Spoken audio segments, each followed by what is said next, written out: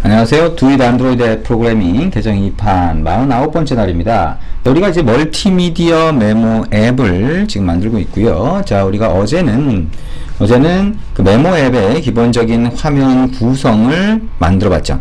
그래서 이번에는 데이터베이스 기능을 넣어볼 거예요. 데이터베이스 기능 얘기했던 것처럼 잘 이해가 안 되거나 잘 못하겠으면 데이터베이스 부분을 다시 돌아가서 거기에 4단계 자, 데이터베이스라는 저장 공간 만들고 테이블 만들고 데이터 추가하고 그 다음에 데이터를 조회하는 4단계를 다시 한번 연습해 보시기 바랍니다. 그래서 대표적인 SQL문을 여러분이 간단하게나마 익숙하게 하고요.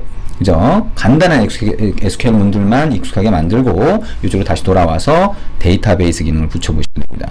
자, 그리고 메모 입력 화면을 구성을 해야 되겠죠? 그죠? 우리가 메인 화면이 여기 있는 것처럼 이렇게 보이는데 이 각각의 리스트 화면을 누르거나 아니면 새 메모를 눌렀을 때 새 메모는 자 추가하는 화면이 필요할 거고요. 이걸 눌렀을 때는 수정하는 화면이 떠야 될 거예요. 근데 어쨌든 새 메모를 눌렀을 때 추가하는 화면이 보일 수 있도록 그 입력 화면을 구성을 해야 되겠죠. 그러면 새로운 액티비티로 보여준다라고 하면 새로운 액티비티를 인텐트로 띄워주면 될 거고요.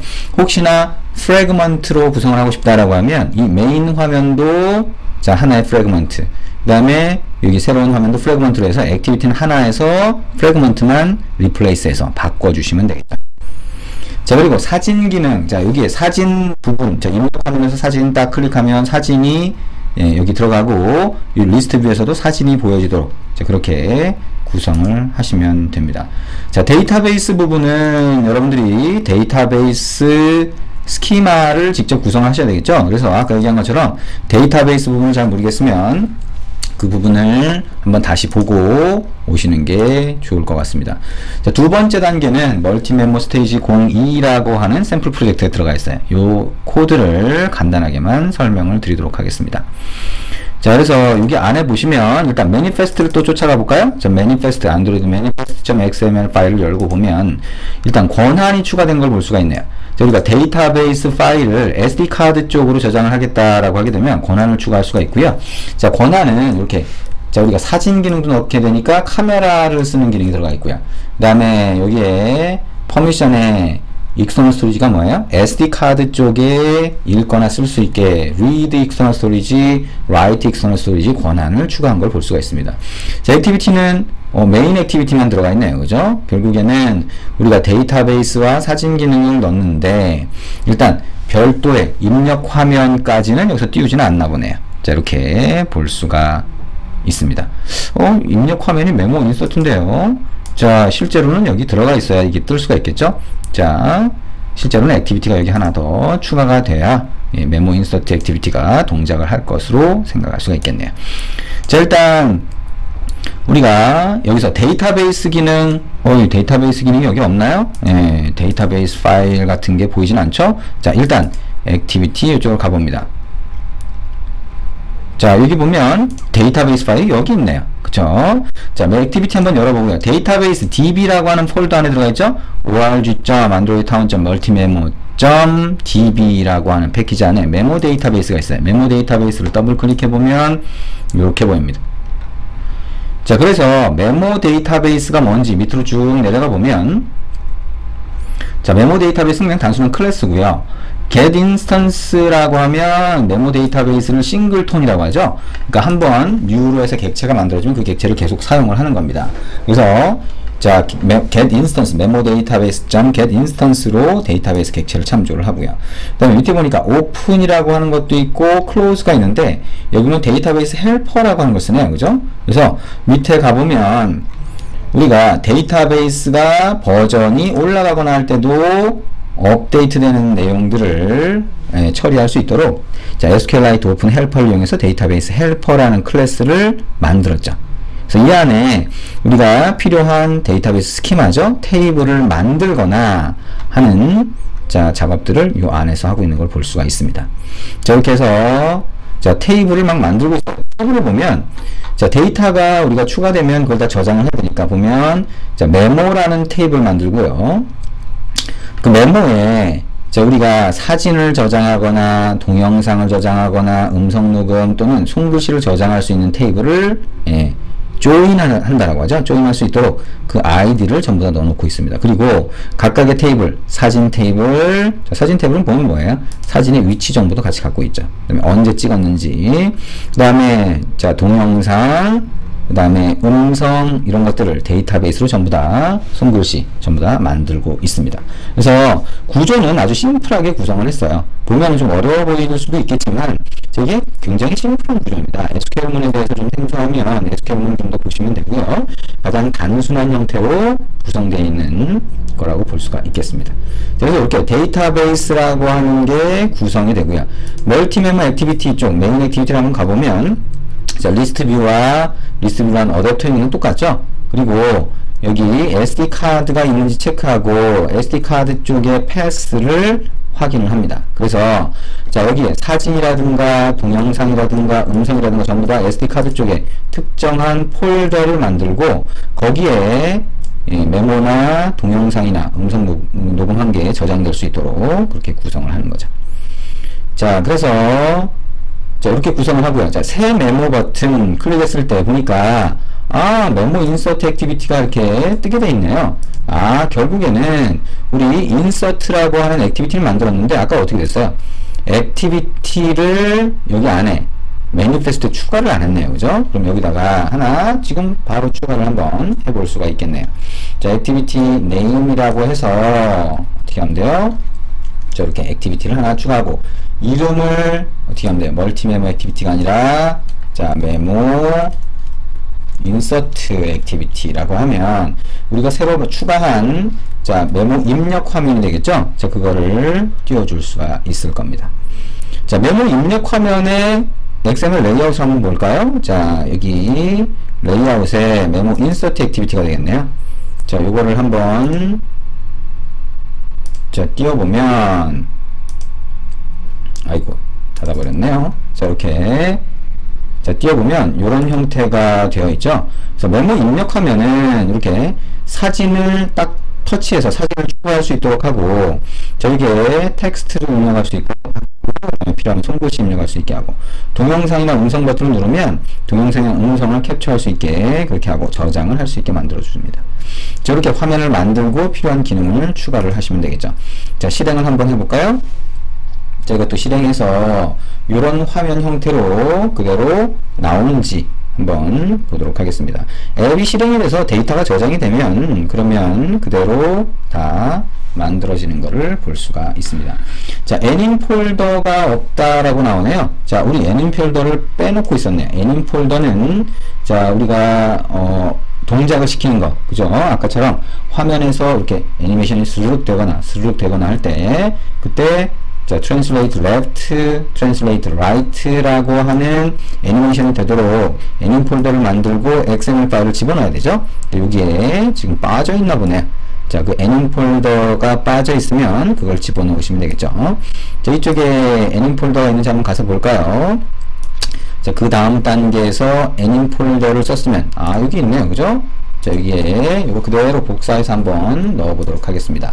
이쪽에 RES 밑에 그대로 애닌 폴더와 XML 파일을 집어넣을 수가 있겠죠. 자, 이렇게 들어갔고요. 애닌 폴더가 들어가니까 이쪽이 어떻게 되나요? 자, 에러가 없어졌네요. 그쵸? 자, 에러가 없어졌고요. 자, 뭔가 변경이 있을 때, 자, 변경이 있을 때는 여기 있는 싱크 프로젝트라고 하는 버튼을 클릭하면 얘가 변경된 내용을 반영을 해서 새로 그레이들이라고 하는 게 빌드를 하게 됩니다.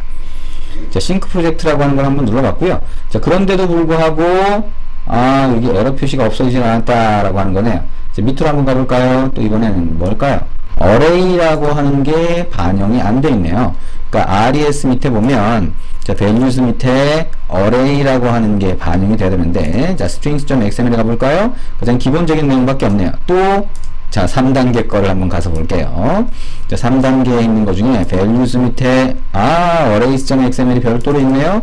자, 여기 안에 가보니까 이렇게 자, 필요한 글자들을 이렇게 배열로 넣어놨어요. 자, 그러면 arrays라고 하는 거 또 마찬가지로 복사를 해서 파일 자체를 복사해서 values 밑에다가 붙여넣기를 해봅니다. 자, 이렇게 arrays라고 하는 파일을 갖다 놨죠. 그 다음에 다시 메모 insert activity 한번 가볼까요?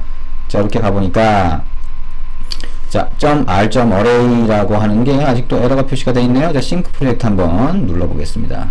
에러가 없어지는지 한번 확인을 해볼 수가 있겠네요.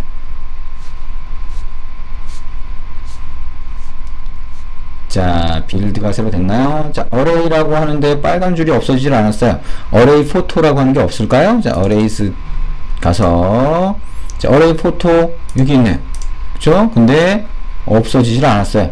자, 이거는 자, 다시 요거를 X 표시를 눌렀다가 메모 인서트 액티비티 다시 한번 열어볼까요? 아, 그래도 안 없어지네요. 자, 싱크 프로젝트 다시 한번 클릭해 볼까요?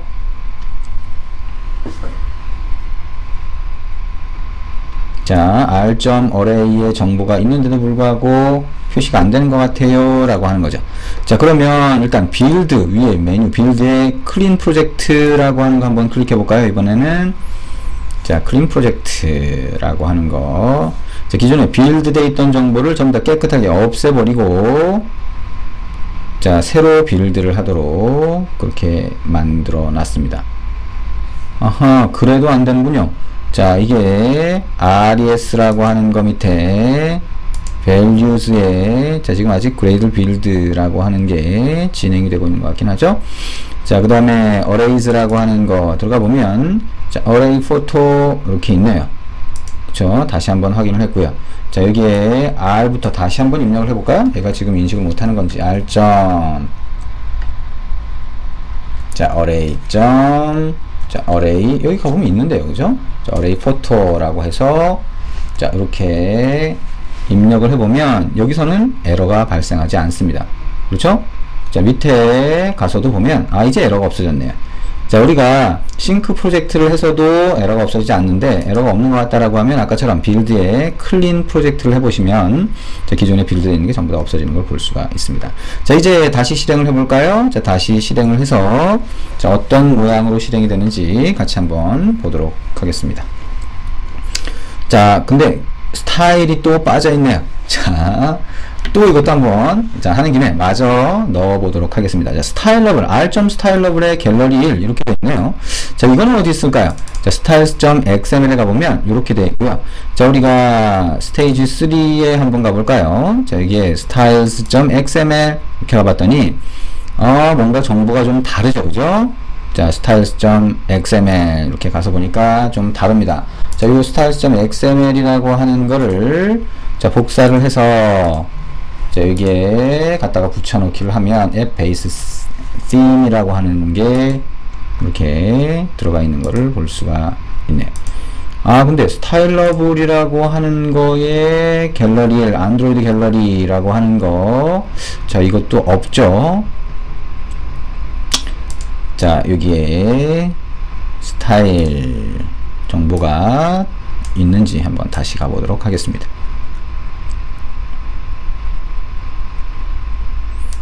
자, 여기에 스타일에 가보면 이렇게만 있네요. 그 다음에 애트리뷰트, 아예 애트리뷰트 쪽에 있네요, 그죠? ATTRS에 가보니까 스타일러블 이렇게 들어가 있는 걸 볼 수가 있죠. 그래서 여기에 가보면 자, 스테이지 2에 가보면 ATTRS 자체가 없군요. 그러면 자, 이것도 ATTRS라고 하는 ATTRS.xml 파일도 그대로 복사를 해서 자, 여기에 갖다 붙여넣기를 해보도록 하겠습니다.